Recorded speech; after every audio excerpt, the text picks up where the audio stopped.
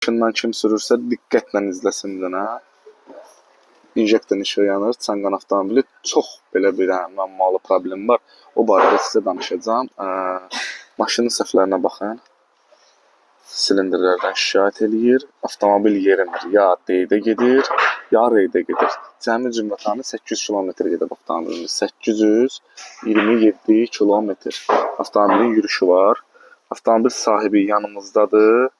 Baxın, bu da səhvlər. Korobkadan belə Sannoytdan səhvlər verir maşın. Gəlin maşın sahibinin özündən eşidək ki, necə olub bu problemlərlə qarşılaşıb. Çanqan sürənlər izləsin mütləq. Qardaşım salam, xoş gəldiniz. Buyurun. Maşın 2025-ci ildir.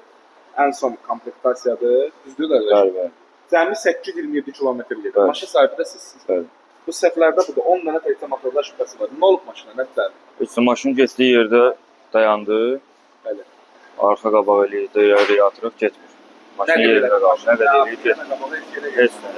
Maşın motor fodlanır, amma tərpənmir yerində. Bununla da bağlı sizə bir-iki dənə nə dedilər?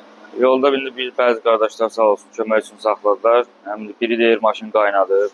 Biri deyir Svetsya babində problem var. Biri deyir Svetsya babında ona görə deyirlər. Diğerdən çıxan takırlar, bu səhvləri görürlər. Deyirlər Svetsya babında problem var. Bu maşının 50.000 kilometr, 30.000 kilos nə Svetsyasına, nə babininə, nə də injektor sisteminə əl vurmaq olmaz. Yəni zavod garantisi. Ondan da artıq şübhəsi problem. Əlsiz qulağımda sözü. İndi kommentariyada orada yazan qardaşlar olacaq ki, hələ buna alanlar bir sevinir, bir satanlar sevinir. Başlayacaqlar da indi ki, bu maşınlar nə yatdı, nə yuxu gördü. Əslində amma elə deyil. Əslində bunun yaranma səbəbi nədir? Əslində bunun yaranma səbəbi ustanın səhvi olub. Bu maşını satıb qardaş bir nəfərə, elə olub da. Maşını aparıblar usta yanına, usta həmən maşını aparıblar başqa yerə ki, qardaş kimə satıbsa, maşına neynəsin, GPS qoşsun, bir də kamera qoşsun. Buranı götürün, zəhmət olmasa. Bax bu kamera ilə, bu registrla GPS qoyulub avtomobilə.